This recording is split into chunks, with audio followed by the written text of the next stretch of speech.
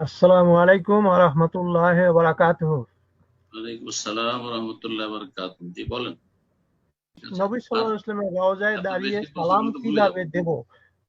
হ্যাঁ, তৃতীয় প্রশ্ন কি? মদিনার রওজা নবী সাল্লাল্লাহু আলাইহি ওয়াসাল্লামের রওজায় সালাম দিতে কি ওই যে কবর জিয়ারতের দোয়া আসসালামু আলাইকুম ইয়া আহলাদ দিয়ারি মিনাল মুমিনিন ওয়াল মুসলিমিন এই দোয়া পড়ব? এইটুকুই, এই তিনটা জিনিসই জানার বিষয়। আচ্ছা আচ্ছা, মাশাআল্লাহ। এগুলো হচ্ছে গুরুত্বপূর্ণ প্রশ্ন। এই ধরনের প্রশ্ন করবে যেগুলি আপনার কাজে লাগে অন্যদেরও। তৃতীয় প্রশ্ন করেছেন যে মদিনা এসে যখন নবী করিম সাল্লাল্লাহু আলাইহি সাল্লামের কবর জিয়ারত করব, আবু বকর সিদ্দিকের, ওমর রাদিয়াল্লাহু তাআলা আনহুম আজমাইন কবর যে তিনজনের জিয়ারত করব, মা আয়েশা রাদিয়াল্লাহু তাআলা আনহার কক্ষে রয়েছে, তখন কি সেই কবর জিয়ারতের দোয়াটি সাধারণ দোয়াটি পড়বো, আল্লাহুম্মা আসসালামু আলাইকুম আহলাদ দিয়ারি মিনাল মুমিনিন ওয়াল মুসলিমিন ওয়া ইন্না ইনশাআল্লাহ বিকুম লাহিকুন নাসআলুল্লাহ লানা ওয়া লাকুমুল আফিয়া, এটি পড়লে জায়েজ, কিন্তু এটি পড়া আসলে উত্তম না।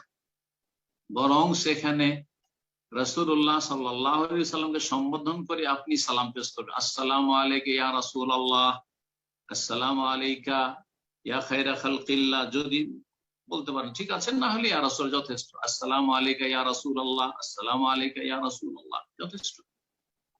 সালাম বলবেন, একটু এগিয়ে যাবেন, সামান্য সরে যাবেন, হ্যাঁ, যে যে সামনের দিকে যা যাচ্ছেন বাবু সালাম দিয়ে, তো একটু এগিয়ে আবার বলবেন আসসালামু আলাইকা ইয়া খলিফাতা রাসূলিল্লাহ, মানে আবু বকর সিদ্দিক রাদিয়াল্লাহু তাআলা আনহুকে সম্বোধন করি আসসালামু আলাইকা ইয়া খলিফাতা রাসূলিল্লাহ, কারণ আবু বকর সিদ্দিককে রাসূলুল্লাহ সাল্লাল্লাহু আলাইহি ওয়াসাল্লাম খলিফায়ে রাসূলুল্লাহ বলা হয়। উমর রাদিয়াল্লাহু তাআলা আনহুকে আমিরুল মুমিনিন বলা হইতো, আসসালামু আলাইকা ইয়া আমিরাল মুমিনিন, আসসালামু আলাইকা ইয়া আমিরাল মুমিনিন, এইভাবে বলবেন। এটাই হচ্ছে উত্তম সুন্নাত তরিকা।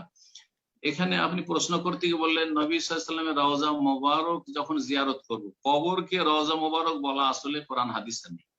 বরং নবী সাল্লাল্লাহু আলাইহি ওয়াসাল্লামের কক্ষ, যে মা আয়েশার কক্ষ যাতে পরে কবর হইল, সেই কক্ষ রুম আর মেম্বারের মাঝখানে যে জায়গাটুকু, সেখানে নফল সালাত পড়া যে ফজিলত রয়েছে, সাদার উপর রঙিন কার্পেট রয়েছে, সেই জায়গাকে হাদিসে রওদা বলা আছে। মা বাইনা বাইতি ও মেম্বারি রওদাতুম মিন রিয়াদিল জান্নাহ, আমার ঘর এবং আমার মেম্বারের মাঝখানের জায়গাটুকু হচ্ছে জান্নাতের বাগান সমূহের একটি বাগান।